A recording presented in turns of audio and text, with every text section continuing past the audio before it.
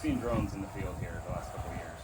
Yeah, a few people. Okay. So here today, just to do a demonstration of the drone technology. What we're operating is an Agris T50 drone. It's got a 70-liter tank on it. Holds about a 90 to 120 pounds of seed, depending on the seed type, the variety, the weight, that kind of thing. So as far as the demonstration goes, if you have specific questions, feel free to hit me up. I'll just be flying over here. And side note, I apologize, I'll have to fire up the generators here in a little bit, so it's going to get loud and noisy. But it's all part of charging our batteries. But we'll be spreading around 36.5 pounds per acre of custom blend from Iowa cover crop. And we set the parameters on the drone as far as swath width, height above the canopy, and I programmed the drone as far as the outlines of the field, and it's just going to run its route, and you get a good close-up look at how it spreads that seed. So in terms of drone technology, like I said, you're probably seeing drones more and more.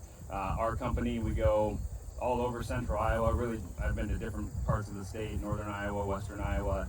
We do a lot of different type of work, spring and fall. We do a lot of pasture spraying, alfalfa. We do a lot of work with micronutrients.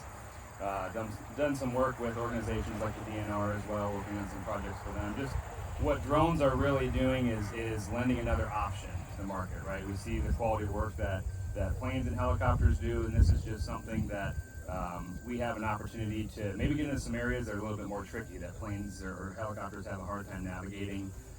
So we're seeing drones used for applications like that. Our biggest season currently is actually fungicide season. We're seeing a big growth with fungicide application. If you pay attention to data that companies like Beck's put out, they do a lot of research around comparing drones versus planes, helicopters, ground rates. And what the data is showing is that we're seeing as good of a response, if not better, with something like a drone for application, just because we can get closer to the canopy, we slow down and get even effective coverage. And so you're going to see more and more of these on the market. Right now, this drone holds 10 gallons of liquid, about 15 gallons or so of seed. But where the market is heading, if you guys are seeing these, you're just going to see more and more of them. There's more companies, both internationally and American, that are bringing out more drone models. We're seeing drones with 20-gallon, 30-gallon tanks. So they're just continuing to make a big presence in the market. And really excited about the technology, what it has to offer. We've been doing this for 3 years now, and we're seeing it continue to grow. And there's a lot of exciting opportunities with that. So, like I said, I'll be over there running the drone. If you have questions, feel free to come over, and I'll be glad to explain anything to you. Sorry, I'm all gross from mixing seed over there. So. All right, questions? Sorry. Yeah. What's the cost of a drone? The drone itself? Yeah. Just the drone. I'm giving you a rough area here. This one's like $16,000. So, new ones that are coming out are going to be 20, 25, maybe 30. But yeah, batteries, you've got a charger, you've got a cooling station, all those types of things. So a drone package is probably in the neighborhood of between 30 on the low end and 45,000 on the high end, something like that. Okay. Yeah, but not to get political, tariffs and things like that are a challenge right now. It's a very real part of our industry. So we're political. It's okay. we know what happened. Well, I mean, tariffs have thrown a wrench in things. It was a very interesting year being a drone pilot. It was tough to get drones into the country. It was tough to get parts into the country. And as the season wore on, if you're on any of these Facebook groups, we saw a lot of drones that were wrecking. We had one that wrecked, and so it just made some decisions tough. But that being said, I think everything is improving. It's just working through the bugs, and innovation is rising both here and overseas. And so I think we're going to see competition drive some really good innovation. And it's just going to continue to improve and improve. If this is as bad as it gets, and it's not bad now, the future looks really good for the industry. And go ahead. How long, what's the lifespan of the drone? Another good question. Kind of an unknown, kind of. The two drones I had before the 50s were T40s, and I had 11,000 acres on one and 12,000 on the other. I would say that's probably, based on what we've seen, probably pushing to the end of it. So then you go to, okay, how many acres are you covering in a season with it? Our fungicide seasons, the last year and this year, we got about between 5,000 and 6,000 acres per drone. So I would say but that's 15 hours a day for the length of a fungicide season, right? And then you've got spring work and fall work on top of it. So, if you're putting 5,000-6,000 acres on a drone a year, it's good for a couple of years, and after that, you might start having some issues. But again, in terms of repairs and maintenance, they're actually really well built. You can swap out a motor, you can swap out an arm, an ESC, a power distribution board, all these pieces. It's kind of like a giant Lego set. You can pull out a piece and replace it and keep moving. And we've done a fair amount of that as well. So lifespan's a bit of a tough question. I don't want to give you an incorrect answer, but it does vary. But again, depends on the size of your operation. I have customers that have asked me about buying a used one because they're not looking to use it how I use it. They're looking to spot spray, or maybe if you're running a 50 acre, 100 acre, 200 acre operation, one of them's going to last you a long time. Greg, you had a question? She had the question. Oh, okay. Same Okay. question. So, do you have to have a license? Yeah. Well, you're supposed to have a license. I would recommend if you work with a drone applicator, maybe ask them a few questions. Do they have their license? Not to get too technical, but I had to get a Part 107 license to fly drones. If you have a drone over 249 grams, you're supposed to have one of those. And then there's all kinds of licensing and regulations through the FAA. So we had to have a Part 107 exemption, is what it's called. So that's to fly drones over 55 pounds. Obviously, I have to be certified through IDALS, and then my company has to have the license for chemical as well. You have to have a Class 3 Airman physical, and depending on how old you are, that has to renew every couple of years. So you have to make sure that you're medically fit. There's special doctors that you have to see that do those. So when my drone, what's that? Your thumbs are. I don't know. Sorry. Yeah, I think you have to be able to lift a 50-pound bag of seed is about the requirement for weight. But when we had a motor fail on one of our drones here in July, and it basically went like over itself and wrecked. Well, I turned that into insurance, and then all the paperwork starts. So I had to show them that I had all this licensing in place. And I will tell you, it's kind of like having a motorcycle license. The vast majority seem to not have their paperwork in order, and they really should. So I guess I stand here proud that I have all of that in place, because you really should. It's pretty extensive. It takes a lot to operate legally and correctly, but that's the way you should be doing it. And the 107 test, when I took it, there was nothing on there about drones. It was all about airplanes. Yeah, broadly speaking, the FAA regulations and rules really apply to airplanes and helicopters, but as drones are becoming a bigger part of it, those rules and regulations are changing, but we're supposed to yield to airplanes. I have had crop dusters fly right over the top of our field. Now, maybe they saw us, maybe they didn't. Number one, there's no way we had enough time to get out of the field to land so they could cross over. But there's a little bit of a battle going back and forth between planes and drones. That's okay. It is. Yeah, it is what it is. IDALS is behind with their testing also, that there's nothing on drones in their testing. It's airplanes. Yeah. So do you have to carry additional insurance if something were to happen to somebody's field? So we carry we carry full coverage on the drone, and then we have chemical liability, property damage insurance. Okay. Yeah. Yep. Yes.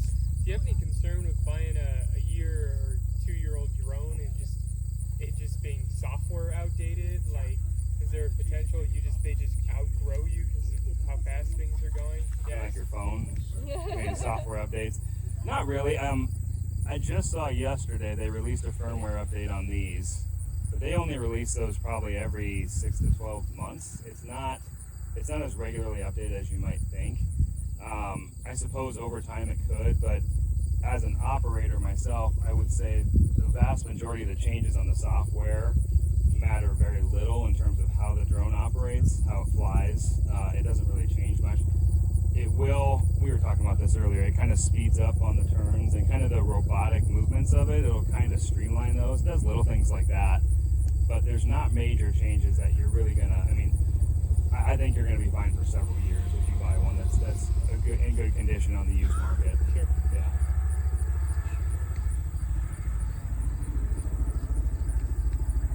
Someone was asking me too about cover crop pricing on the drone. So how we do things is just based on pounds per acre. Typically we're in the range of $18 to $25 an acre. Most of what we do is on the lower end of that. When you get into the mid-20s, it's more the really heavy stuff.